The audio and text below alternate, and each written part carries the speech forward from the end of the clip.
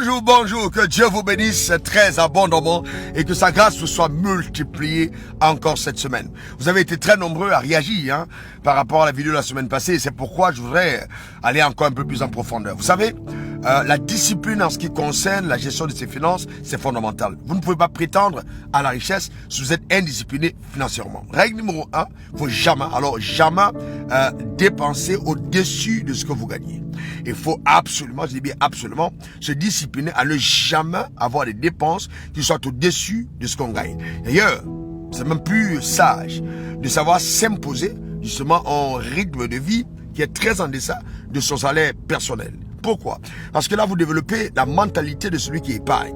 Si vous ne savez pas épargner, c'est clair que vous ne pourrez jamais prétendre justement à la richesse. C'est fondamental. J'ai vu des gens avec des revenus importants, des hommes politiques, des footballeurs, des artistes, des sportifs qui ont gagné beaucoup d'argent et qui après se sont retrouvés pauvres. En discutant avec eux, c'est simple. Le diagnostic était le même, presque partout.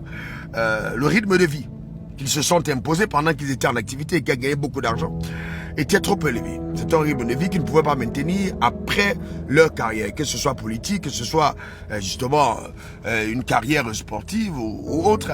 Ils ne pouvaient pas. Ils ne pouvaient simplement pas. Je vous prends un exemple.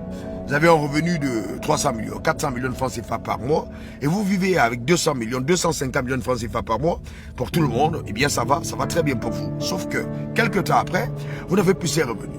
Qu'est-ce que vous allez faire? Vous ne pouvez plus maintenir ce rythme de vie. Vous êtes obligé de forcer, alors dans le peu qui vous reste, et 2 ans, 3 ans, 4 ans plus tard, on vous retrouve totalement en faillite. Mais entre-temps, les gens qui sont prompts à dépenser facilement, justement, sont difficilement des personnes qui ont la mentalité ou alors l'ADN de ceux qui créent de la richesse. Parce que ceux qui créent de la richesse ont une discipline dans leur manière de dépenser. C'est vraiment fondamental. Et il faut aussi comprendre que souvent, le don des libéralités, notre générosité peut être la source de nos malheurs.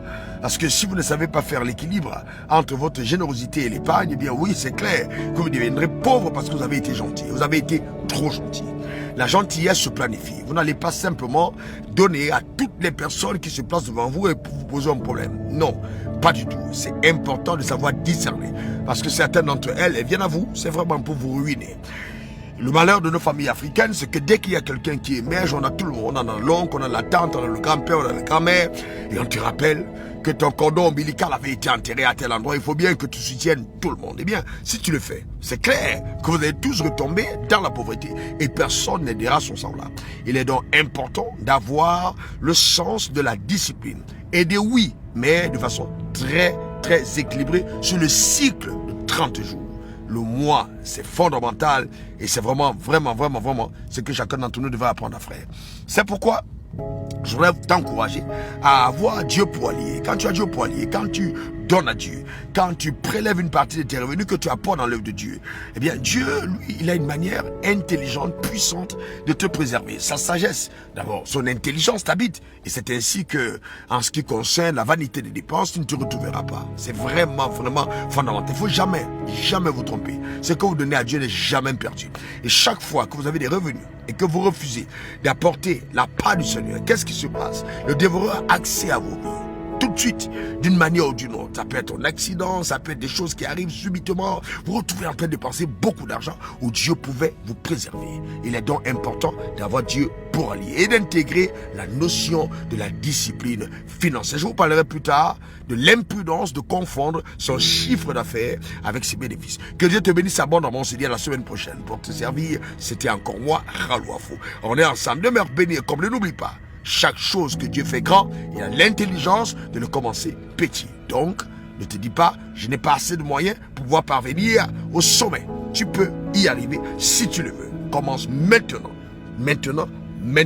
Si tu as 300 000, vis au niveau de celui qui touche 200 000. Si tu as 200 000, descends à 150 000. Tu as 500 000, descends à 400 000 ou à 350 000. Tu te rendras compte que tu peux y arriver. Et avec ce que tu auras épargné, tu pourras projeter un investissement qui te donnera de sortir de ce palier pour un autre. On est ensemble. On se dit à la semaine prochaine. Nous avons tous l'ADN des personnes qui peuvent être productives. Tout dépend de la discipline. Bye bye. Ralouafou pour te servir. Au revoir. Suivez le révérend sur les réseaux sociaux, Facebook, Instagram, Twitter et YouTube.